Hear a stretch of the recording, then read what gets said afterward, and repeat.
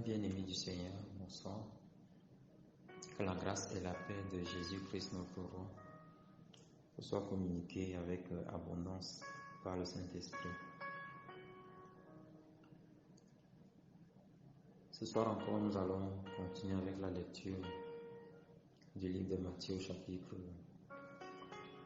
24. Mais avant, je souhaiterais qu'on prie ensemble pour recommander encore ce moment à la grâce de Dieu. Seigneur, merci infiniment.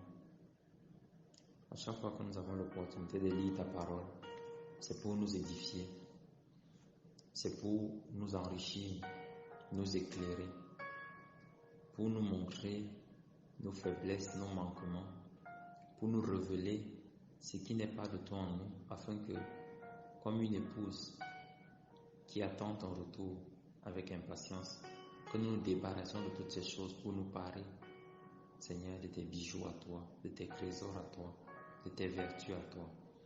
C'est pour cela, Seigneur, qu'élevant la voix, en ce moment, je prie afin que, dans ton nom glorieux, ô Jésus, que tu ouvres l'entendement, éclaire les cœurs et que tu disposes favorablement l'esprit de tous ceux qui t'écoutent au nom de Jésus-Christ, afin que tu te révèles puissamment dans la vie, Seigneur, et que toutes les pensées de l'ennemi qui viennent, Seigneur, pour combattre contre ta vérité, que ces esprits-là soient liés au nom de Jésus. Que ta sainte présence inonde le cœur de tous tes enfants, Seigneur, pour glorifier ton Saint-Nom. Merci infiniment, Papa, parce que tu nous écoutes et que tu nous exauces. C'est dans le nom merveilleux, celui que tu portes, ô Jésus, que nous t'avons prié. Amen. Donc, frères, nous continuons de lire dans Matthieu chapitre 24. Dans le livre de Matthieu, nous sommes au chapitre 24. Je suis le frère Martin. Je lis dans la King James version française. Alors, Matthieu chapitre 24, à partir du verset 1, là, il est écrit: Et Jésus sortit et partit du temple. Et ses disciples vinrent à lui pour lui montrer les bâtiments du temple. Et Jésus leur dit: Ne voyez-vous pas toutes ces choses? En vérité, je vous dis, il ne restera pas ici une pierre sur une autre qui ne sera renversée. Et comme il était assis sur le mont des Oliviers, les disciples vinrent à lui en privé, disant: Dis-nous, quand seront ces choses? Et quel sera le signe de ta venue et de la fin du monde? Et Jésus répondit et leur dit: Prenez garde qu'aucun homme ne vous trompe, car beaucoup viendront en mon nom disant: Je suis Christ, et ils en tromperont beaucoup. Et vous entendrez parler de guerre et des rumeurs de guerre. Veillez à ne pas vous troubler, car toutes ces choses doivent arriver, mais ce ne sera pas encore la fin. Car il s'élèvera nation contre nation, et royaume contre royaume, et il y aura famine et épidémie, et tremblement de terre en divers lieux. Toutes ces choses sont le commencement des douleurs. Puis ils vous livreront pour être affligés, et vous tueront, et vous serez haïs de toutes les nations à cause de mon nom. Et puis beaucoup seront offensés, et se trahiront l'un l'autre, et se haïront l'un l'autre. Et beaucoup de faux prophètes se lèveront, et en tromperont beaucoup. Et parce que l'iniquité abondera, l'amour de beaucoup se refroidira.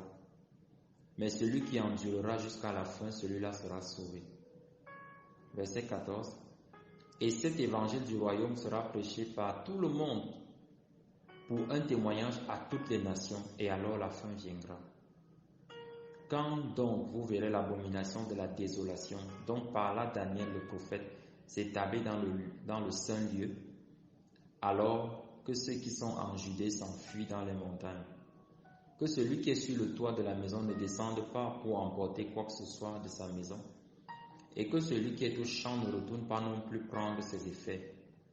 Et malheur à celles qui sont enceintes et à celles qui allaitent en ces jours-là. Mais priez que votre fuite ne soit pas en hiver, ni le jour du sabbat. Car alors il y aura grande tribulation, telle qu'il n'y en a pas eu depuis le commencement du monde jusqu'à maintenant. Non, il n'y en aura jamais plus. Et si ces jours-là n'avaient été abrégés, aucune chair ne serait sauvée. Mais à cause des élus, ces jours-là seront raccourcis. Alors si un homme vous dit, voici ici est Christ, ou là, ne le croyez pas, car il s'élèvera de faux Christ et de faux prophètes, et ils montreront de grands signes et de grands prodiges, à tel point que s'il était possible, ils tromperaient les élus même. Voici, je vous l'ai dit d'avance.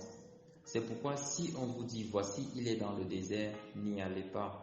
Voici, il est dans les chambres secrètes, ne le croyez pas. Car comme l'éclair vient de l'est et brille, même jusqu'à l'ouest, ainsi sera aussi la venue du Fils de l'homme. Car où que soit la carcasse, là s'assembleront les aigles. Immédiatement, verset 29, après la tribulation de ces jours-là, le soleil s'obscurcira et la lune ne donnera pas sa lumière, et les étoiles tomberont du ciel et les pouvoirs des cieux seront ébranlés. Et alors apparaîtra le signe du Fils de l'homme au ciel, et alors toutes les tribus de la terre seront dans le deuil, et elles verront le Fils de l'homme venant dans les nuages du ciel, avec pouvoir et grande gloire. Et il enverra ses anges avec un grand son de trompette, et ils rassembleront les élus des quatre vents, depuis un bout du ciel jusqu'à l'autre bout. Or, apprenez une parabole du figuier. Lorsque sa branche est encore tendre et qu'il pousse des feuilles, vous savez que l'été est proche. Vous aussi, de même, lorsque vous verrez toutes ces choses, sachez que cela est proche, même aux portes. En vérité, je vous dis, cette génération ne passera pas, que toutes ces choses ne soient accomplies. Le ciel et la terre passeront, mais mes paroles ne passeront pas. Mais quant à ce jour et à l'heure, aucun homme ne le sait, non pas même les anges du ciel, mais mon Père seulement. Mais comme il en était au jour de Noé, ainsi sera aussi la venue du Fils de l'homme. Car comme dans les jours qui étaient avant le déluge, ils mangeaient et buvaient, se mariaient et donnaient en mariage jusqu'au jour où Noé entra dans l'arche, et ne surent rien jusqu'à ce que le déluge vienne et les emporte tous. Ainsi en sera-t-il à la venue du Fils de l'homme. Alors 2 seront dans un champ, l'un sera pris et l'autre laissé. 2 femmes seront occupées à moudre au moulin, l'une sera prise et l'autre laissée. Veillez donc quand vous ne savez pas à quelle heure votre Seigneur vient. Mais sachez ceci, que si le maître de la maison avait su à quelle veille le voleur devait venir, il aurait veillé et n'aurait pas laissé sa maison être cambriolée. Par conséquent, soyez vous aussi prêts, car c'est à une heure où vous n'y penserez pas que le Fils de l'homme vient. Qui donc est un serviteur fidèle et sage, que son Seigneur l'a établi dirigeant sur sa maisonnée, pour leur donner la nourriture au temps prévu? Béni est ce serviteur que son Seigneur, lorsqu'il vient, trouvera faisant ainsi. En vérité, je vous dis qu'il établira sur tous ses biens. Mais, et si ce mauvais serviteur dit en son cœur, mon Seigneur tarde à venir, et qu'il commence à battre ses compagnons de service et à manger et à boire avec les ivrognes, le Seigneur de ce serviteur-là viendra au jour où il ne l'attend pas, et à une heure qu'il ne connaît pas, et il le coupera en morceaux, et lui assignera sa part avec les hypocrites. Là seront les pleurs et les grincements de dents. Alléluia. Chers frères et sœurs, nous venons de lire Matthieu au chapitre 24. Et Jésus-Christ fait beaucoup de révélations, notamment sur sa venue ici. Déjà, on dit, voilà, il est sorti du temple, dans le verset 1. Nous nous souvenons que dans le chapitre 23, à la fin du chapitre, le dernier verset, Jésus a dit, vous ne me reverrez plus jusqu'à ce que vous sachiez dire, béni soit celui qui vient au nom du Seigneur. Et cette sortie du temple matérialise ici souvent le fait que dans la vie de beaucoup d'enfants de Dieu, dans la vie de beaucoup de personnes qui ont longtemps rejeté le Christ, le Seigneur dit, ok, je sors du temple et il s'en va. Frères bien-aimés du Seigneur, il y a un temps pour se convertir, il y a un temps pour accéder à la grâce de Dieu, il y a un temps pendant lequel le Seigneur appelle, il y a un temps pendant lequel le Seigneur est disposé et disponible. Mais au bout d'un certain temps, le Seigneur va partir. Le Seigneur va partir si tu n'as pas répondu à l'appel de son cœur, si tu n'as pas répondu à l'amour de Jésus. Et voilà, il dit, il ne restera pas ici une pierre sur une autre qui ne sera renversée. En fait, cette prophétie qui avait été émise déjà au temps de Jérémie, avant la déportation du côté de Babylone. Ici, Jésus était encore en train de, n'est-ce pas, de l'annoncer. Mais elle a un caractère beaucoup plus spirituel ici. Ce n'est pas que la première fois avec Jérémie, ça n'était pas. Mais est-ce que ici, ça concerne davantage les temples qui auront rejeté le Christ, dans les vies qui auront rejeté le Christ. Il dit, il ne restera pas une pierre sur une autre qui ne sera renversée. Ça veut dire que ce temple-là, sachant que nos corps sont le temple du Saint-Esprit, ça veut dire que toutes les personnes qui rejettent, je dis toutes les personnes qui rejettent le Christ, sont en fait en train de se vouer à la destruction du temple qu'ils sont supposés être pour Dieu. Donc ici, bien-aimé, frère dans le Seigneur, j'aimerais encore attirer l'attention. Ton attention aussi, ce n'est pas déjà le cas. Beaucoup de personnes disent, on a le temps, je pourrais faire ceci tel jour, je pourrais le faire demain. Et tu te rends compte que demain, tu n'as pas toujours pris le temps de t'asseoir et de méditer sur ta vie et de te dire, et si Jésus revenait maintenant, et de te dire, qu'est-ce qui m'empêche véritablement de vouloir me convertir? Qu'est-ce qui m'empêche d'accepter Jésus? Qu'est-ce qui m'empêche d'abandonner ces choses que je sais qu'elles sont mauvaises en moi? Qu'est-ce qui m'empêche réellement? Frère, la seule réponse à cette question, c'est que il y a captivité. Parce qu'en fait, la conscience n'est pas libre. Et toutes ces personnes qui rejettent, pourquoi est-ce que Jésus les condamne? Parce qu'on peut se poser la question ici de savoir, mais si je ne suis pas libre, je ne suis pas maître de mes mouvements, pourquoi Jésus me condamne-t-il? Pourquoi Jésus ne reste pas? Pourquoi Jésus ne m'affranchit pas? En fait, frère, tu vas te rendre compte que dans la marche chrétienne, ou dans la vie de manière tout courte, avant d'entrer dans la marche chrétienne de manière pratique, il va toujours arriver un moment où tu auras un temps de lucidité. Un temps de lucidité que le Seigneur t'accorde dans sa grâce. Et dans ce temps de lucidité, tu sentiras en toi-même que tu as toutes les capacités pour mettre en œuvre, pour accepter le Christ. Mais tu décideras par toi de le mettre à plus tard, en estimant que tu vas le faire un peu plus tard. Tu sentiras vraiment dans ton cœur que tu es touché par un message, mais tu diras quand même que je vais le remettre à plus tard. En fait, c'est ça qu'on appelle les temps de lucidité. Et lorsque ces temps-là passent, en fait, ce sont des grâces que tu laisses passer. Et il arrivera un moment où cette capacité-là, tu ne l'auras plus. Ton cœur sera devenu froid parce que Jésus sera parti.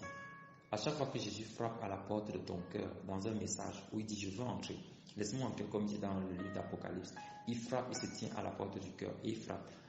Quand tu écoutes ces bruits que Jésus fait à l'entrée de la porte de ton cœur, en fait, tu sens une chaleur en toi, tu sens un désir réel de mettre en pratique ce qu'il te demande. Tu le sens, tu prends des engagements, mais subitement tu le mets à plus tard.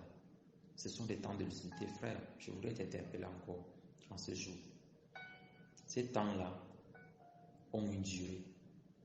Jésus est sorti du temple. Il est sorti et il est parti. Et s'il dit une pierre ne restera pas sur une autre qui ne sera renversée, le temple sera détruit. Si ce temple n'a pas servi à Christ, il servira pour la destruction.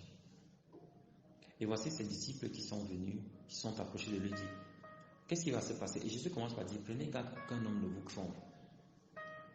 Et c'est vraiment triste aujourd'hui de voir combien beaucoup d'hommes sont trompés par les hommes. Beaucoup de mouvements aujourd'hui qui se disent chrétiens, on voit plutôt des enfants de Dieu qui craignent l'homme et non pas Dieu. Ils ont à cœur de mettre en pratique ce qu'ils ont même appelé les commandements de l'Église, qui ne sont même pas conformes avec ce que le Christ a donné. Imaginez-vous un peu cette absurdité-là, où en tant que maître de maison, le chef de la maison laisse des directives. Il dit, voici les règles qu'il y a dans ma maison. Et dans cette maison-là, les enfants se créent eux-mêmes leurs propres règles. L'épouse se crée elle-même ses propres règles. Et soit disant que ce sont les règles de l'épouse dans la maison où le maître a donné ses règles. Est-ce qu'il peut y avoir un règlement intérieur dans un règlement intérieur? Est-ce qu'il peut y avoir des commandements dans un commandement? Frère, je pense que souvent quand on interroge la parole de Dieu de manière simple, le Seigneur nous révèle des choses. N'est-ce pas en toi-même tu sens qu'il y a un problème? Comment peut-il y avoir des règles de l'Église? Comment c'est possible? Alors que Christ nous a donné le cahier de charge, le canevas, comment marcher. Il nous a tout donné. La loi de l'esprit de vie. Et aujourd'hui, beaucoup craignent ces hommes-là. Ils n'ont pas peur qu'ils se disent dans son cœur que j'ai péché, j'ai trahi Dieu. J'ai fait quelque chose qui blesse le cœur de Dieu. J'ai menti. Je n'ai pas dit la vérité. J'ai été orgueilleux. J'ai eu un regard hautain. Non, il n'a pas peur de ça. Il a peur en fait qu'on sache dans la communauté qu'il a eu cela. Frère, si tu es dans cette posture, sache que tu crains plutôt l'homme et non pas Dieu. Et c'est pour cela donc que, en donnant ainsi ta vie à un homme, tu seras trompé par un homme. Frère, nous devons craindre le Seigneur. Je ne parle pas ici de la crainte qui est la peur. Je parle d'une crainte qui est l'amour. La crainte du Seigneur. Un amour de telle sorte qu'on craint de pécher contre Dieu parce qu'on ne veut pas blesser le cœur de Dieu. Et il dit, beaucoup viendront en disant, je suis Christ. Et ils en tromperont beaucoup. Suivez, les hommes vont prendre le nom de Christ. Ils vont se dire qu'ils sont des messies. Frère, tu n'as qu'à regarder sur Internet combien de ces choses sont arrivées. Faites des petites recherches. Dernièrement, il y a eu un en Russie. Il y a eu même un dans un pays d'Afrique, je ne me souviens plus lequel, c'était l'Angola, bien un pays comme ça. On dit, voici le Christ, et les fidèles partent et ils l'adorent. Il y a même eu des apparitions comme ça, entre guillemets ici, dans ce Cameroun, on a dit, voilà, le Seigneur est apparu là-bas. Beaucoup viendront et diront, je suis le Christ, et ils en tromperont beaucoup. Frère, pourquoi est-ce qu'on court derrière ces choses? Parce qu'en fait, on n'a pas le Christ. Ceux qui ont le Christ, l'Esprit de Dieu, ne courent pas derrière ça. Parce qu'ils savent, ils connaissent le signe du Messie. Ils savent quand c'est le Seigneur qui est là. Parce qu'il y a cette chaleur dans leur cœur. Cette espérance qui ne le trompe point. Le Saint-Esprit. Regardez, frère. On parle de guerre, de rumeurs de guerre, de troubles. Toutes choses doivent arriver. Mais dit, ce ne sera pas encore la fin. Regardons ces 50 dernières années. Qu'est-ce que nous constatons? Qu'est-ce que nous constatons? Les guerres ici, frères bien-aimés du Seigneur, ne pensez pas que le Seigneur ici est en train de parler forcément des guerres physiques. Non. C'est pour cela que l'ennemi qui veut tromper, le diable qui veut tromper le peuple de Dieu, dit, mais vous voyez, depuis 1945, il n'y a plus de guerre. Nous sommes là tranquilles, c'est vrai. On voit les guerres en Syrie, avec beaucoup de morts depuis des dizaines d'années. Mais vous ne voyez pas l'Église se rassembler pour dire non, mettons fin à cela par les prières. Mais parce que Covid-19 est venu, alors il faut mettre fin. Pourquoi? Parce que ça empêche aux fidèles d'aller donner les dîmes et les offrandes. Voilà pourquoi on doit s'élever. Voilà pourquoi on fait maintenant des séminaires de prière. Que Dieu stoppe ça. Il ne va pas stopper. Il ne va pas stopper parce qu'au verset 7, il dit il y aura famine et épidémie. Il ne va pas stopper, frère. Parce que c'est la cupidité. Ce sont des prières de cupides. Voilà des enfants qui meurent par milliers, des hommes qui meurent par milliers dans ces pays-là, tout à côté. Mais on ne prie pas pour ça. Pourquoi? Parce que ça ne touche pas les intérêts, ça ne touche pas l'argent, ça ne touche pas mammon. Quand ça touche disons, aux intérêts de mammon, on élève les prières. Ce ne sont pas les prières dirigées vers le cœur de Dieu. Et les guerres dont Jésus parle ici, pour revenir à ces guerres, frère, ce ne sont pas forcément des guerres physiques. Ce sont également des guerres, si je peux utiliser le terme ici, interreligieuses.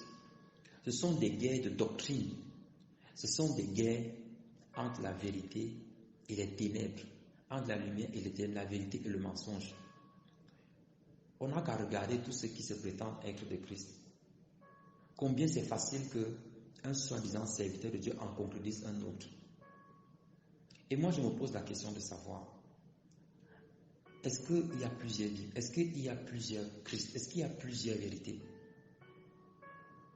Si je n'ai pas la révélation sur un point doctrinal, est-ce que cela veut dire que je dois mettre en doute ce point-là si je n'ai pas la compréhension? Jésus a choisi dans son amour de révéler à chacun quelque chose de particulier pour l'édification de l'Église. Mais il y a une seule chose qu'un vrai disciple de Christ ne va jamais renier, c'est que Jésus est l'agneau de Dieu qui ôte le péché. Il est le Fils de Dieu, il est Dieu. Et toutes ces contradictions, ce sont des guerres qui font en sorte que des nations se lèvent contre les autres. Regardez encore, il n'y a pas longtemps, il y a ce communiqué inspiré de l'ennemi du diable véritablement. Qu'est-ce qu'on doit fermer les églises de réveil parce qu'elles ne respectent pas soi-disant les mesures barrières. Frère, est-ce que tu as fait un tour dans les marchés, tu as fait un tour dans les taxis, tu as fait un tour dans les coins reculés. Est-ce que tu as fait un tour dans les bars, dans les boîtes de nuit, dans les snacks, où l'impureté, l'impulsivité, n'est-ce pas, se vit à ciel ouvert? Mais il n'y a aucune restriction contre ça. Frère, voilà ces guerres dont Jésus parlait. Voilà ces guerres dont Jésus parlait. On fait la guerre à l'épouse. On ne jette pas un caillou, dit-on, c'est un dicton bantou qui dit, on ne jette pas de cailloux sur un arbre qui n'a pas de fruits. Pourquoi tu ne te poses pas la question que pourquoi est-ce que c'est toujours là-bas? Pourquoi elle est toujours la cible? Pourquoi les églises élevées sont toujours la cible? Pourquoi c'est elles qui sont toujours la cible? Pourquoi, frère? Parce qu'il y a le Saint-Esprit. Des royaumes s'élèvent contre des royaumes. Il y a famine, épidémie. Voilà des famines, frère. Dans le Yémen, des gens qui meurent de faim. Bien plus que ce que le soi-disant Covid fait. Des gens meurent de faim. Mais personne ne prie pour ça. Ils sont très peu qui prient. Pourquoi? Parce que ça ne touche pas leurs intérêts. Mais comme Covid a touché les intérêts du business, on a dû fermer les stades de football, on a dû fermer les frontières, les billets d'avion coûtent de plus en plus cher et il y a moins en moins de passagers. Alors ça touche déjà quoi? Les intérêts. Les fidèles ne peuvent plus venir verser les dîmes et les offrandes. On donne même des numéros Orange Money pour transférer de l'argent. Honte à vous, soi-disant serviteurs de Dieu. Honte à vous. Votre fin sera selon vos œuvres. Parce que vous avez pour Dieu votre ventre. Votre fin sera selon vos œuvres. Les vrais enfants de Dieu, les vrais serviteurs de Dieu. Voilà contre quoi ils élèvent la voix. Les famines, les épidémies. Et le Seigneur dit qu'il y aura sacrément de terre en divers lieux. Et il dit que toutes ces choses ne sont que le commencement, frère. Comme on dit, le commencement de la fin. Et il faut que vous soyez livrés pour être affligés. Et vous tuerez, vous serez haïs de toutes les nations à cause de mon nom. Voilà la marque des serviteurs de Dieu. Ils sont haïs. Quand ils parlent, on ne les aime pas. Parce qu'ils n'attirent pas les foules. On dit, mais Jésus était un homme de foule. Oui, à chaque fois que le ministère commençait, regardez, à chaque fois quand Jésus a commencé, il y avait beaucoup de gens qui marchaient derrière lui. Après, il s'est retourné et il a dit que celui qui veut marcher, qui veut être mon disciple, qu'il renonce à lui-même, qu'il se charge de sa croix chaque jour et qu'il me suive. Il y en a combien qui sont retournés? Combien sont restés? Si ce n'était les 12. Donc frère, il faut souvent lire avec l'Esprit de Dieu, demander la connaissance, afin que le Seigneur nous éclaire. Et c'est l'argument qu'il utilise. Non, Jésus lui-même était un homme de foule. Jésus n'était pas un homme de foule. Jésus allait toujours prier seul dans le désert. Quand il finissait de guérir, quand il finissait de prêcher, lui, les hommes marchaient derrière lui. Mais dès qu'il leur donnait le commandement, voici comment il faut marcher, les gens se dispersaient. Donc ce que les gens recherchaient, c'était la guérison. Ce qu'ils recherchaient, c'était quoi? Que leurs mots soient adoucis. Mais ils ne cherchaient pas le salut. Parce que dès qu'ils parlaient de salut, beaucoup se rétractaient. Et le nombre qui restait, ils étaient très peu. C'est de ce Jésus-là dont je parle. Voilà pourquoi les vrais enfants de Dieu, les vrais disciples de Christ sont haïs. Quand ils parlent, parce qu'ils disent la vérité, ce monde qui a rejeté notre mère, comment peut-il aimer ceux qui sont ses disciples? Frère, es-tu livré à cause de ta foi? Es-tu livré? Es-tu rejeté à cause de ta foi? Beaucoup seront offensés et se trahiront l'un l'autre et se haïront l'un l'autre. Et voilà ce qui suffit, les trahisons. En cascade, en outrance, les trahisons. Un frère qui marche avec un autre frère, il le trahit, un couteau dans le dos. Il prie pour qu'il meure. Honte à toi, honte à toi. Répands-toi, mon frère. C'est scandaleux. Des frères qui convoitent les épouses d'autres frères, des sœurs qui convoitent les époux d'autres sœurs. C'est que non, Dieu m'a révélé. Dieu t'a révélé quoi? Il t'a révélé quoi? Il t'a révélé quoi? C'est haïront l'un l'autre. On a parlé de ça hier. Parce que l'Esprit de Dieu se manifeste dans la vie d'un frère. On commence à haïr. Pourquoi lui là ceci et moi je n'ai pas? Le problème c'est toujours l'autre. Frère, tu te remets en question combien de fois? Est-ce que tu t'assois, tu te dis, mais Seigneur, pourquoi je n'ai pas la manifestation du Saint-Esprit? Le problème c'est l'autre, ce n'est pas toi. Commence à dire, c'est Belzébul. Frère, on a parlé du blasphème contre le Saint-Esprit. Je te prie de ne pas tomber dedans. Beaucoup de faux prophètes s'élèveront et tromperont beaucoup. Et c'est ce que nous vivons, de faux prophètes. Ils ont la capacité de faire des grands signes de police. On va le lire tout à l'heure. Ils tromperont beaucoup. Pourquoi? Parce que ces hommes recherchent, comme j'ai dit, les foules qui recherchent l'apaisement de leurs mots. Ils ne recherchent pas le salut. Voilà pourquoi les faux prophètes les trompent. Et les chrétiens de ce siècle sont tellement dépendants de ces faux prophètes qu'ils ne s'imaginent même pas une seule seconde. Ils sont aveugles parce qu'ils ont fermé les yeux, pas parce qu'on les a aveuglés, parce qu'ils ont fermé les yeux. Il n'y a pas plus aveugle que celui qui refuse de voir. Ils ont fermé les yeux. Quand tu dis que mes frères, dis-moi dans la nouvelle alliance, où est-ce que tu as vu qu'on a parlé d'une offrande sacrificielle? Où est-ce que tu as vu que les apôtres et Christ ont parlé de la semence qui doit produire, qui doit multiplier les richesses dans ta vie? Où est-ce que tu as vu ça? Ils ne peuvent pas t'expliquer. Et même ce qui était fait dans son alliance, une déformation diabolique. Et même ils sont dépendants de ces faux prophètes-là. Frère, si tu es dépendant du faux prophète, tu subiras le sort du faux prophète. L'iniquité abondera, l'amour de beaucoup se refroidira. Beaucoup aujourd'hui disent que ça ne vaut plus la peine de faire le bien parce que tout le monde fait le mal. Je suis quelque part où tout le monde criche. En salle de classe, moi si je vais cricher, l'amour de beaucoup se refroidira. Oui, aucun homme n'est fidèle. Frère, que cela te déplaise ou pas, sœur, il y a des hommes fidèles. Des hommes fidèles. Parce que l'Esprit de Dieu habite en eux. Il y a des femmes dignes. Parce que l'Esprit de Dieu habite en eux. Si ton amour s'est refroidi, tu boiras seul. Je répète, tu vas boire seul la coupe de la colère de Dieu. Parce que le Seigneur va te montrer ces hommes et ces femmes-là qui ont reçu l'Esprit de Dieu, qui sont demeurés fidèles jusqu'à la fin. L'amour de beaucoup se refroidira. Ça ne sert même plus à rien de prier. Ça ne sert plus à rien de faire le bien. Frère, ne fais pas. Sœur, ne fais pas. Lamente-toi. Console-toi dans ta méchanceté. Mais Jésus revient et il donnera à chacun selon sa rétribution. Et celui qui endurera jusqu'à la fin, cela sera sauvé. Donc frère, voilà la condition. C'est celui qui va endurer jusqu'à la fin. Jusqu'à la fin. Jusqu'à la fin, c'est lui qui sera sauvé. Donc tous ceux qui abandonnent en chemin, il n'y a pas deux évangiles, bien-aimés dans le Seigneur. Tu abandonnes en chemin, tu n'es pas sauvé. Et on dit l'évangile du royaume sera prêché par tout le monde. Pour un témoignage à toutes les nations, alors la fin viendra. Rassure-toi donc que la fin n'est plus loin, parce que l'évangile a déjà été prêché dans le monde entier. L'abomination dont parle Daniel, l'apostasie, où le diable prend place dans le lieu saint de Dieu. Le diable s'assoit dans l'église et il règne. Frère, ne vois-tu pas ces signes-là où on célèbre les mariages homosexuels, on donne l'accord de ça? Ne vois-tu pas ça? Où la pédophilie ne fait que se multiplier. On dit que ce sont les faiblesses humaines. Mais vous pensez que le diable doit s'asseoir comment? Il doit prendre les cornes, il met la queue, il se peint en rouge, c'est ça? Il prend le trident et il s'assoit pour dire que je suis le diable. Mais voilà la marque de la bête, voilà les signes du diable dans l'église. Et que Dieu n'est pas contre le concubinage. Que le Seigneur te pardonne au nom de Jésus. Le Seigneur dit que celui qui est sur le toit de sa maison ne descende pas pour emporter quoi que ce soit. Que celui qui est au champ ne retourne pas non plus prendre ses effets. Malheur à celles qui sont enceintes. Je vais d'abord mettre sur le toit ici.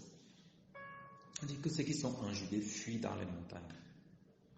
En Judée, le lieu de naissance du Christ. Il dit qu'il fuit dans les montagnes. Parce que frère, le diable va envahir les milieux chrétiens. Il va les envahir. C'est pour ça qu'il dit qu'il fuit dans les montagnes. Parce que là-bas, c'est le désert, il n'y a personne là-bas. Les enfants de Dieu vont s'isoler. Ce sera ça leur finalité dans les temps de la fin. Et c'est ça qui est en train de se passer. Ils sont chassés des milieux urbains là et tout ça là pour s'isoler. Que celui qui est sur le toit de la maison ne descende pas pour emporter quoi que ce soit. Frère, que celui qui est au champ ne retourne pas non plus prendre ses effets. Ça veut dire que ici, comme la femme de Lot, quand il était question de sortir de Sodome et de Gomorrhe, il ne te retourne pas. Ne te retourne pas. Frère, cours seulement dans les montagnes. Il n'y a rien du monde que tu puisses emporter. On le dit souvent mais sans comprendre. Cours dans les montagnes si tu veux sauver ta vie. Dans les montagnes où il y a la présence de Dieu, où la présence de Dieu va demeurer. Parce que la présence de Dieu aura quitté la Judée. Malheur à celles qui sont enceintes et à celles qui allaitent en ces jours-là. Frère, aussi bien ici, on peut voir la figure des femmes enceintes de manière physique, mais également, on voit ici des enfants de Dieu qui seront dans les douleurs de l'enfantement. C'est-à-dire, comme l'apôtre Paul dit, je souffre encore les douleurs de l'enfantement à cause de vous. Donc, des enfants de Dieu qui seront en train d'accompagner d'autres enfants de Dieu, qui n'auront pas encore atteint l'âge de la maturité pour naître de Dieu. Donc, ils seront en gestation. On dit malheur à celles-là. Donc, à ces bien-aimés qui porteront le fardeau de ces frères-là. Malheur à eux parce qu'ils vont devoir courir avec un double poids. Ils devront choisir. Est-ce que tu laisses cet enfant avorter pour sauver ta vie ou alors vous mourrez ensemble? Celles qui allaitent, les chrétiens qui seront au lait, celles qui allaitent. Ce n'est pas le bébé qui aura le problème, donc ce n'est pas le chrétien au lait, mais c'est toi qui seras en train de lui donner du lait. Tu seras partagé, frère. Tu seras partagé à te dire, est-ce que je dois l'abandonner pour sauver ma vie? Je vous ai dit, priez pour que votre fuite ne soit pas en hiver, ni le jour du sabbat. En hiver, pourquoi? Quand il fait froid. Il fait froid quoi? Quand le Saint-Esprit n'est pas là. Oui, parce que le Saint-Esprit est le feu de Dieu. Quand le Saint-Esprit ne sera pas là, il ne te donnera pas la capacité de fuir. Il dit, priez pour que votre fuite ne soit pas en hiver, dans les périodes de froid, dans les périodes de gel. Lorsque tu sentiras un froid à l'intérieur de toi, lorsque ta vie de prière aura baissé, lorsque tu sentiras que tu es en train de décroître sur le plan spirituel, le Seigneur dit que prie afin que ta fuite ne soit pas pendant ce temps-là, parce que tu n'auras même pas la force de fuir. Parce que ce qui va donner même la capacité de fuir sera encore le Saint-Esprit, ni le jour du sabbat, ni le jour du repos, ni le jour du repos. Le sabbat ici, c'est le Christ lui-même. Ni le jour où tu seras en train de prendre plaisir avec le Seigneur, de prendre le repos avec le Seigneur. Et dis, Seigneur, ressource-moi, ressource-moi. Prie afin que ça n'arrive pas pendant ce mois. Prie afin que ça arrive lorsque tu auras fait le plein de carburant. Car alors il y aura une grande tribulation. Comme il n'y en a jamais eu et comme il n'y en aura plus jamais. Et le Seigneur dit que si ces jours-là, et cette phrase-ci, je ne sais pas si sur le plan grammatical, elle est d'abord correcte. Et si ces jours-là n'avaient pas été abrégés. Pourtant, Jésus est en train de parler de quelque chose qui va se passer. Il dit, aucune chair ne serait sauvée. Mais à cause des élus, ces jours-là seront raccourcis. Comment c'est possible qu'une chose qui n'est pas encore arrivée, il dit si ces jours n'avaient pas été abrégés. Il parle au passé, à l'imparfait. Et après, il dit, ces jours-là seront raccourcis. Et on revient dans le futur comme chose qui ne s'est pas encore passé. Frère, il y a une grande révélation de Jésus-Christ dans ce verset 22. Si ces jours-là n'avaient pas été abrégés, abrégés pourquoi? Pour tous ceux qui sont convertis, qui ont le Saint-Esprit. Ces jours-là ont déjà été abrégés. C'est eux qu'on appelle les élus. Ces jours-là, pour tous ceux qui sont en Christ, ont déjà été accomplis. Donc, ils ont déjà été abrégés afin que le salut, comme le Seigneur le dit, aucune chair ne serait sauvée. Donc, Dieu a déjà abrégé tous ceux qui lui appartiennent et qu'il connaît, qui ont la marque de l'Esprit dans leur esprit. Le Seigneur a déjà abrégé ces jours de souffrance-là pour eux. Donc, ils ne connaîtront pas. Ils ne connaîtront pas cette tribulation avec les autres. Parce qu'eux, ils sont des élus. Et c'est pour ça qu'il dit, c'est à cause de cela que ces jours-là seront raccourcis. Le seront là maintenant, c'est pour ceux qui vont voir que ces jours ont été raccourcis pour les élus parce qu'ils n'ont pas encore la révélation qu'en fait, ils sont des élus. Alors si un homme vous dit, voici, ici est Christ, ne le croyez pas. Frère, pourquoi tu cours derrière le nom de Christ alors que voici les commandements que le Seigneur t'a donnés et tu ne t'appliques pas à cela? Il s'élèvera de faux Christ et de faux prophètes. Écoutez, Jésus fait bien la différence ici. Il dit qu'il s'élèvera de faux Christ et de faux prophètes. Ils montreront de grands signes, de grands prodiges. Comme j'ai vu une vidéo qu'une sœur m'a envoyée dernièrement, où un pasteur, je vais taire son nom, c'est pas très important pour moi, il est dans une méga church et il distribuait le Saint-Esprit. Il dit qu'il distribue le Saint-Esprit. Il demande, tu veux le Saint-Esprit? Il envoie. Les foules reçoivent les grands signes de prodiges, frère. Quel Saint-Esprit? Regardons dans les Écritures. C'est comme ça que le Saint-Esprit se donnait. C'est comme ça que le Saint-Esprit descend sur des personnes dont on n'a même pas le témoignage de conversion. On donne seulement. J'ordonne que le Saint-Esprit vienne. Ils feront de grands signes, de grands prodiges. S'il était possible, ils corromperaient même les élus. Mais comme ce n'est pas possible, parce que les élus, ces jours ont été abrégés pour eux. Alléluia. Ils ont l'Esprit du Seigneur vivant. Ils ont le discernement. Le diable ne peut pas les tromper. Donc Jésus n'est pas dans le désert. Jésus n'est pas dans le désert. Et ce désert-ci, c'est ce qu'on dit. Ah frère, tu sais, tu es dans le désert, supporte. C'est Christ, hein. C'est le désert, frère. Quel désert, bien-aimé? Christ n'est pas là-bas. Christ n'est pas il n'est pas dans les chambres secrètes. Il n'est pas dans les chambres secrètes. Les chambres secrètes, il faut encore allusion aux sectes. Des communautés où on n'écoute aucun autre enseignement, sinon l'enseignement de celui qui est devant lui, là, devant eux. On dit que non, il a toute la révélation. Frère, Jésus n'a jamais donné à un homme toute la révélation de tous ces mystères.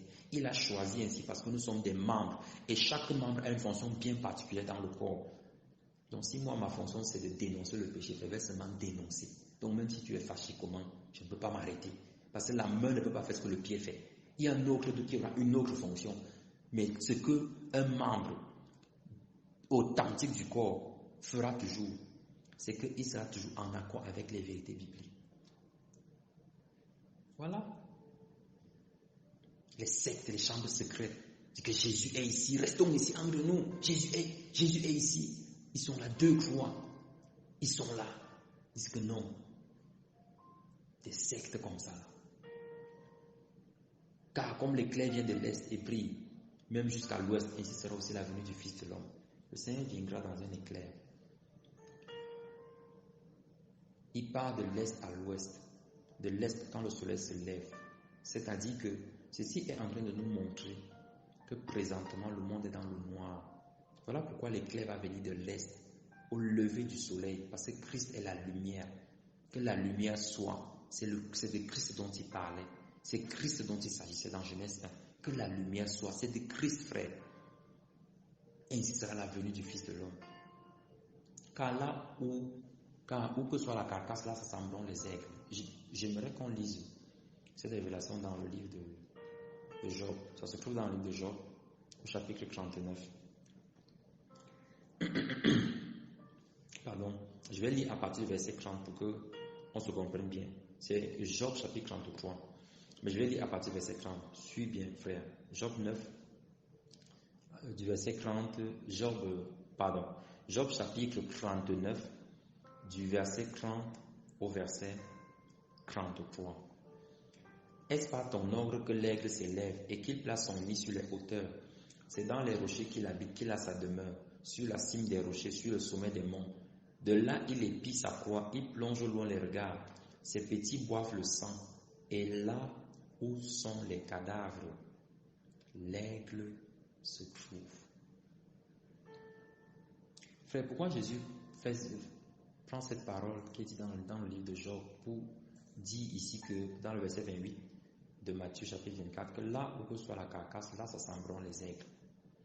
En fait, Jésus est en train de nous donner une révélation très très profonde ici.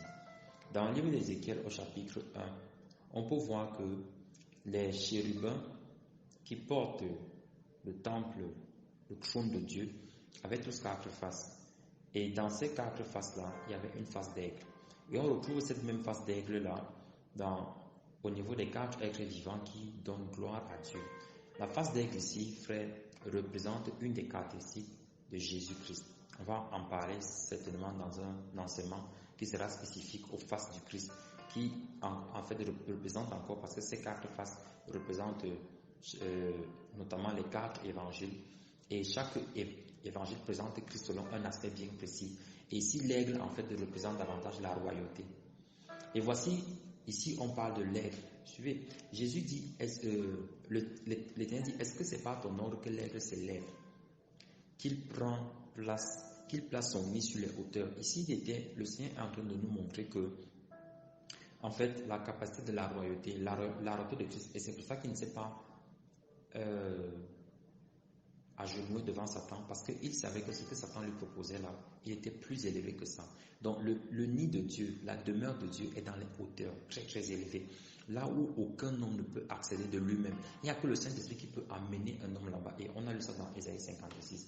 Dans les rochers qu'il habite. Pourquoi les rochers? Parce que Jésus-Christ est justement le rocher des âges. Et l'aigle habitant là-bas veut dire que la royauté, lorsqu'on accède à cette royauté que Christ nous donne dans sa grâce, on est protégé par ce rocher-là, on est gardé. C'est là-bas qu'il a sa demeure. Parce que le rocher maintenant nous protège de toutes les attaques du monde. Sur la cime des rochers, sur le sommet des monts.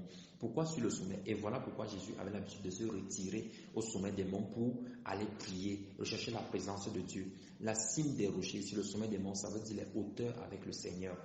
De là, il épie sa proie de tous ceux qui font le mal. Oui, de tous ceux qui font le mal. Ils sont la proie du Seigneur.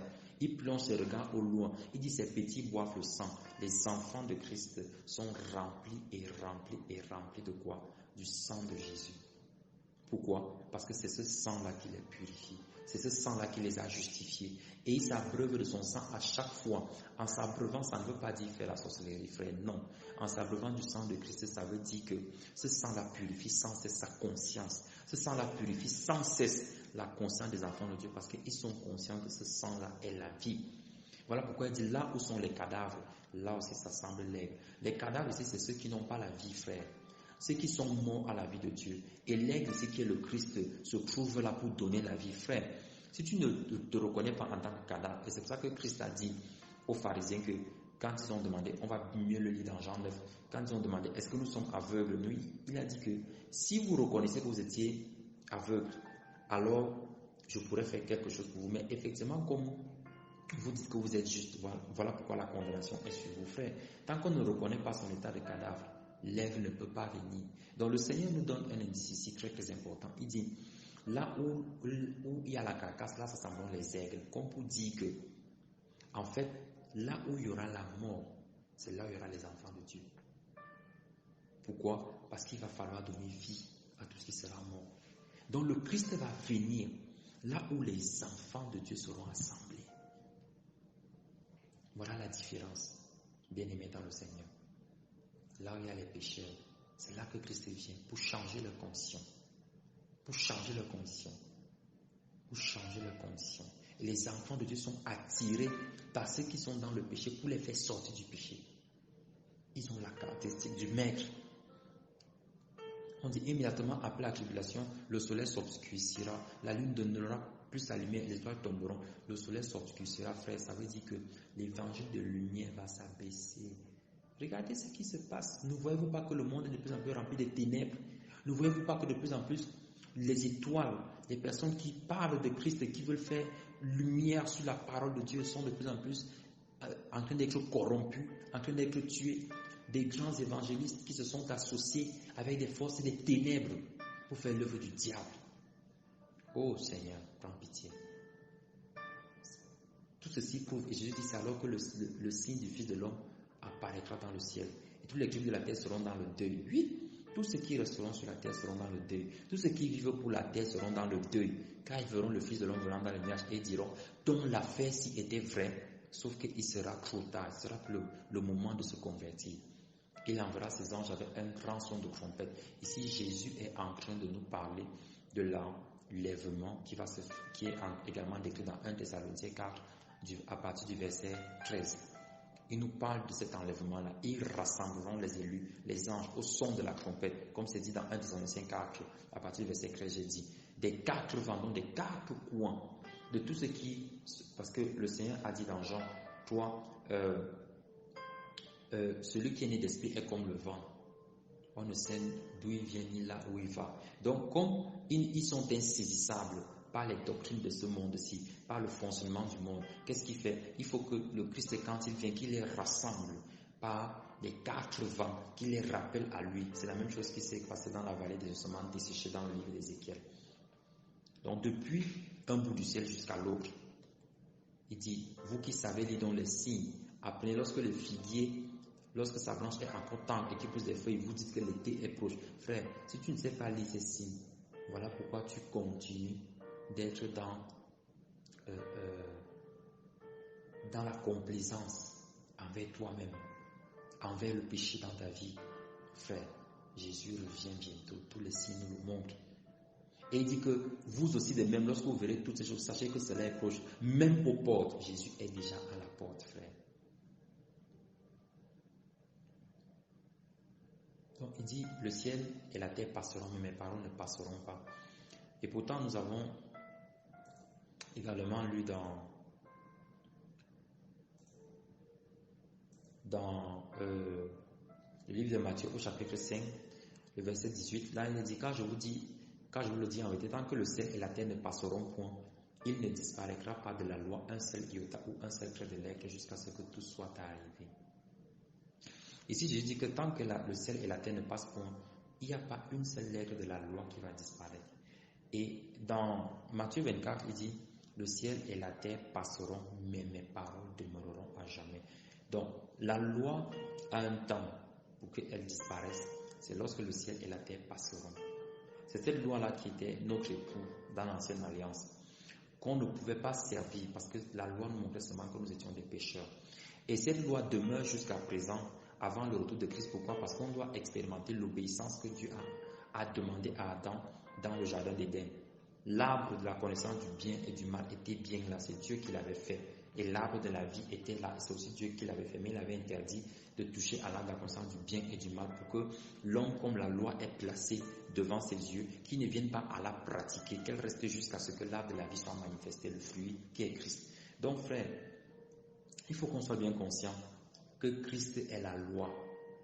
Christ est la loi éternelle. Voilà pourquoi il dit la loi de l'esprit de vie. C'est une loi qui vient agir autrement dans nos membres. La loi de Moïse venait nous montrer que nous sommes pécheurs. La loi de Christ nous justifie et nous témoigne de l'amour de Dieu. Voilà pourquoi Jean dans son chapitre 1 dit, Moïse est venu avec la loi, mais Christ est venu avec l'amour. Frère bien-aimé du Seigneur. Voilà pourquoi donc les paroles de Christ ne passeront pas. Parce que ce sont les paroles éternelles qui sont les paroles de Dieu, qui est Dieu lui-même. Et il dit, mais quant à ce jour, et voilà l'un des versets qui amène beaucoup de confusion dans la divinité de Jésus-Christ. Quant à ce jour et à l'heure, aucun homme ne le sait. Suivez bien, il dit, aucun homme ne le sait. Non pas les anges du ciel, mais mon Père seulement. Puisque Jésus-Christ sur la terre, au moment où il parle, il est homme. Voilà pourquoi Jésus esprit, or le Seigneur c'est l'esprit. Le Père, qui est Dieu esprit, n'a pas donné cette révélation à Jésus-Christ homme. Voilà pourquoi Jésus ne pouvait pas donner cette révélation-là. Frère, ça ne contredit pas sa divinité. Ça témoigne simplement qu'il a été rendu semblable à nous, comme c'est dit dans le livre d'Hébreux. Il a été rendu semblable. Or, si la parole dit qu'il a été rendu semblable, ça veut dire qu'il n'était pas d'abord comme nous. Il était donc quoi? Avant, un chien, un chat, un cheval, il était Dieu. Il a été rendu homme, semblable à nous, afin que par son sang, homme, ça veut dire qu'il a un sang. Et ça veut dire qu'il a des frères maintenant. Il fallait qu'il s'identifie à nous pour que le droit de rachat, la loi du rachat puisse effectivement agir. Certainement qu'on pourra détailler ça dans un autre enseignement. Mais si c'est pour que tu comprennes, frère, que Jésus a bien précisé qu'aucun homme, pas un ange ne le sait, seul le Père, non seul Dieu Esprit le sait. Voilà pourquoi Jésus-Christ va revenir bientôt. Parce qu'il sait quand il revient, puisqu'il est assis à la droite du Père, c'est-à-dire il est assis sur le trône.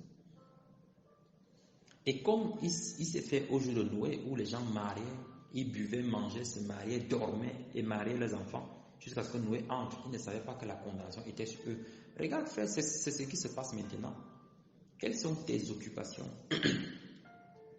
Tu es occupé à manger, à boire, à devoir te marier, à marier tes enfants. Qu'est-ce qu'ils vont devenir demain? Et ils ne suivent rien jusqu'à ce que le déluge vienne et les emporte tous. Oui. Et les hommes ne seront rien, ils seront couchés jusqu'à ce que le déluge vienne et que cela les emporte. Jusqu'à ce que la colère de Dieu descende et que cela les emporte. Frère, le Seigneur continue de mettre en garde, il continue d'éveiller ta conscience. Parce que quand il viendra, il ne sera plus l'avocat, il sera le juge. Il sera juge bourreau. Donc il va prononcer la sentence et il va l'exécuter lui-même. Ainsi, en cela, c'est de la venue du Fils de l'homme. On dit deux sera dans un champ, l'un sera pris et l'autre laissé. Frère, ces versets doivent nous interpeller de manière très très forte. Des personnes qui pensent que parce que je marche avec un frère qui est fidèle, parce que je suis dans une communauté où il y a les manifestations du Saint-Esprit, parce que je suis parce que mon père est soi-disant serviteur de Dieu, parce que ma mère est soi-disant servante du Seigneur, parce que dans la famille on a un prêtre, un pasteur, un soi-disant homme de Dieu. Frère, le Seigneur applique son jugement de manière individuelle. Sois même l'ami du pape même, si tu veux même, selon ta compréhension. Sois même l'ami de, je ne sais même pas, même les amis de Christ, sois l'ami de qui tu veux. Jésus va regarder à ta vie. Voilà pourquoi on prend l'un et on laisse l'autre. C'est pour dire que des personnes très proches ne vont pas connaître forcément la même destination, parce que tout dépendra de la manière dont elles auront marché. Donc frère, comment est-ce que tu marches? Pose-toi la question. Donc, 2 femmes seront occupées à moudre du moulin, c'est-à-dire je vais revenir d'abord sur le verset 40. 2 hommes seront dans un champ. Ici, quand on parle de champ, on voit en fait l'air de Dieu. Le champ, parce qu'on a vu ça dans les paraboles de Jésus-Christ, dans le chapitre précédent, l'air de Dieu. Donc, ce sont en fait des évangélistes ici. Ce sont des personnes qui sont en train de travailler dans le champ du Seigneur. Mais on dit que l'un sera pris et l'autre laissé. Pourtant, tous étaient supposés faire l'œuvre de Dieu. Donc, outre le premier aspect de ce que je viens d'expliquer, il y a également ce second aspect-là. Le champ ici, c'est l'œuvre du Seigneur. Et on dit l'un sera pris et l'autre laissé. On va dire que, mais, n'est-ce pas moi aussi je priais, n'est-ce pas moi aussi j'ai évangélisé, n'est-ce pas? Mais quelle était ta vie derrière, frère? Quelle était ta vie derrière? Donc, ce ne sont pas ces œuvres-là qui qualifient quelqu'un pour le royaume. Et lorsque ces œuvres ne sont pas là, tu es déjà qualifié pour l'enfer. Oui, il faut qu'on explique bien les choses. C'est une formule mathématique même qui la démontre très bien. P implique Q et non Q implique non P. Donc frère, si tu as de la vie de Dieu en toi, ça va impliquer que ces choses-là soient manifestées, que tu sois sur le champ de Dieu, que tu aies envie de parler de Dieu aux autres, que tu aies envie d'œuvrer pour le Seigneur, que tu aies envie de faire quelque chose pour Dieu. Oui, ça veut dire que P implique Q. L'Esprit de Dieu en nous implique les œuvres de l'Esprit. Mais les œuvres de l'esprit n'impliquent pas, mais les œuvres n'impliquent pas forcément qu'il y a esprit, parce que Q n'implique pas P, non, c'est non Q qui implique non P. Donc le fait qu'il n'y ait pas ces œuvres-là démontre que tu es déjà mûr pour l'enfer. Donc frère, quelqu'un qui est là, il est froid, son cœur est froid, c'est-à-dire qu'il n'a pas la conscience, il ne pense pas à Dieu, il ne se soucie pas de connaître le Seigneur. Frère, ça veut dire que tu n'as pas le Saint-Esprit. Et ça veut dire simplement que tu es en train d'aller en enfer. Tu peux te repentir maintenant, tu peux revenir sur les voies. Parce que le Seigneur ne vient pas pour condamner, il vient pour sauver. Mais c'est lorsqu'on refuse ce salut qu'il dit, vous apprendrez donc à dire, béni soit celui qui vient au nom du Seigneur pour que vous me voyez encore et quitte le temple. Ne laisse pas Jésus quitter. Je t'en prie, bien-aimé dans le Seigneur. Donc, on doit veiller. Et Jésus le dit que si le mec de la maison sait à quelle heure le voleur vient, il ne va pas s'endormir. Pourquoi est-ce que nous dormons donc? Pourquoi est-ce que nous sommes dans le sommeil? Pourquoi est-ce qu'on se lasse de pratiquer les commandements du Seigneur? Pourquoi est-ce qu'on se lasse de prier, de rechercher l'Esprit? Pourquoi est-ce qu'on se lasse de la flamme de Dieu? Pourquoi, frère? Parce que le sommeil est venu. Et Jésus vient comme un voleur. Et généralement, les voleurs viennent quand ils savent que le sommeil est profond. Donc, frère, plus tu t'enfonces dans les profondeurs du sommeil, plus Christ est à ta porte. Et dit le serviteur fidèle, et sage c'est qui? C'est celui que le Seigneur aura établi et qui sera en train de diriger sa maison en prenant soin de cette maison-là. Et qu'est-ce que le Seigneur dit? Il dit, il établira sur tous ses biens. Le sait, ce sont les biens du maître. Donc, celui qui sera fidèle dans les petites choses, on en donnera de grandes. Voilà ce que ça veut dire ici. Mais le mauvais serviteur, c'est qui? On dit, il se met à battre ses compagnons de service. Donc, les soi-disant hommes de Dieu ou les soi-disant frères, dont la particularité, c'est seulement de tirer sur les autres frères. Oui, il se met à battre sur les compagnons de service, à manger et à boire. Ce sont des gloutons, des ivrognes. Oui, et glouton ici, ça ne veut pas forcément dire, ça ne veut pas seulement dire la nourriture physique. Ça veut dire toute forme d'excès, les plaisirs du monde. Oui, il vit maintenant, non, tu sais, le Seigneur même veut une petite détente. Oui, ok. Le Seigneur va venir, il viendra ce jour-là où tu ne l'attends pas, bien-aimé dans le Seigneur, et il dit qu'il le coupera en morceaux. C'est Dieu lui-même qui va couper, hein. C'est le Seigneur lui-même qui va couper en morceaux. Et il lui assène la part avec les hypocrites. Donc tous ceux qui passent pour être de Christ, mais qui ne le sont pas. Il dit là seront les pleurs et les grincements de dents. L'enfer. Frère, Jésus nous met en garde dans ce verset, dans ce chapitre. De la même manière que le livre de Matthieu approche vers la fin, de la même manière aussi, Jésus-Christ, la fin est proche parce qu'il vient bientôt. Et je crois que ce chapitre nous interpelle véritablement chaque enfant de Dieu a une conscience plus profonde et plus véritable de la présence du Maître. Jésus revient bientôt. J'aimerais qu'on prie ensemble, frère. J'aimerais qu'on prie ensemble. Dispose-toi favorablement et dis, Seigneur, je veux ces temps de lucidité. Je ne veux pas que tu quittes le temple. Je veux ces moments de lucidité. Ces moments où, lorsque j'entends ta parole, je sens véritablement que je dois prendre une décision, mais je n'arrive pas à prendre la décision. Seigneur, accorde-moi encore une chance. Accorde-moi encore ta grâce. Ne pars pas encore. Ne quitte pas le temple, je t'en prie. Ne t'en vas pas. Réchauffe encore mon cœur qui est devenu froid. Réchauffe encore mon cœur, Seigneur. Je te le demande sincèrement, parce que j'ai besoin de toi. Seigneur, je suis un cadavre, je n'ai pas la vie. Je n'ai pas la vie que tu attends. Elle n'est pas manifestée comme tu veux. Seigneur, tu es l'aigle. Viens, viens, Seigneur, et donne vie. Viens et donne vie, Seigneur, je te prie au nom de Jésus. Viens et donne vie, Seigneur. Que l'on sache que là où l'aigle s'est posé, là il y avait un cadavre. Pour que j'ai la vie, Seigneur. Dépose-toi sur ma vie, ô Jésus le roi. Je t'en prie, Seigneur, viens. Viens dans ma vie.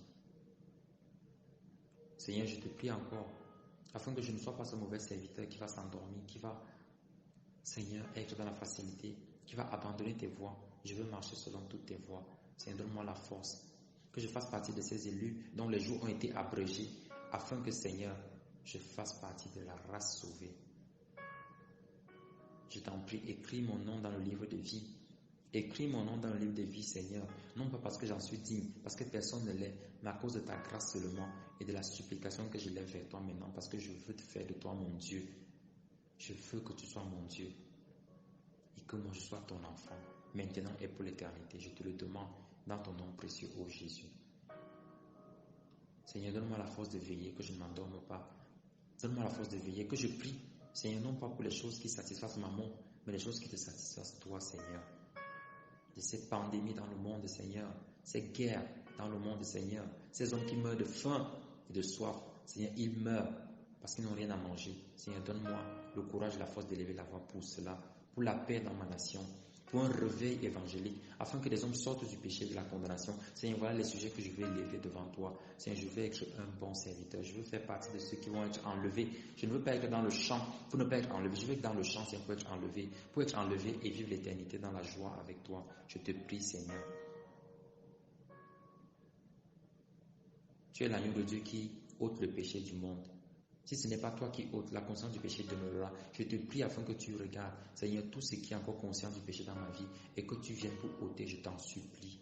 Lorsque je me retrouve seul, je suis moi-même à l'intérieur de moi. Je sais que ce péché est présent. Je sais que ce mensonge est là. Je sais que cette fraude est là. Je sais que cette duplicité est là. Je sais que cette jalousie est là. Cette envie, elle est là. Je sais qu'il y a un autre qui me contrôle. Seigneur, je ne voulais pas l'avouer, mais aujourd'hui, Seigneur, j'ai besoin de toi. Tu es l'agneau de Dieu qui ôte le péché du monde. Viens et ôte le péché dans ma vie. Que la conscience du péché soit effacée. Que je sois une personne nouvelle, comme tu dis dans ta parole. Celui qui est en Christ est une nouvelle créature. Je veux être nouveau en toi, Seigneur. Une personne disposée, qui pratique tes œuvres avec joie, avec amour. Non pas dans la récrimination, non pas dans les pleurs, non pas, Seigneur, dans les plaintes, mais dans l'amour seulement. Je t'en supplie, Seigneur. Fais-moi grâce au nom de Jésus.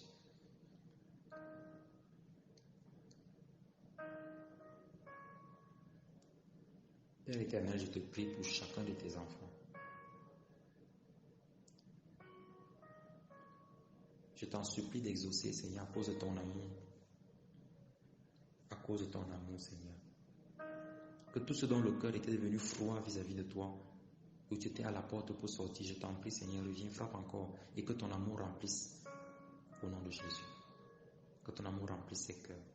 Remplis ce cœur, Seigneur, de ton amour. Remplis ce cœur de ton amour. Remplis ce cœur de ton amour, Seigneur. Une chaleur nouvelle qui est différente de celle qu'on a souvent connue. Remplis ce cœur de ton amour, je te prie, dans le nom de Jésus. Remplis ce cœur de ton amour. Seigneur, je prie afin que Ce que tu as déposé dans les vies maintenant, que cela soit préservé par une barrière de feu, que l'ennemi ne vienne pas voler, arracher, dérober, égorger, détruire, mais que cela soit préservé. Un temple saint, irrépréhensible, vivant pour toi, demeurant dans le feu et la flamme, avec d'huile, avec l'onction, pour Seigneur éclairer sans cesse les nations. Je te prie Seigneur, que ce soit le partage de mon frère, de ma soeur, qui a élevé la voix avec assurance, avec un désir réel, une flamme qui bouillonnait, Seigneur, en elle pour se débarrasser du péché. Je prie afin que ce soit son exaucement parfait. Je te le demande dans ton nom précieux, ô Jésus.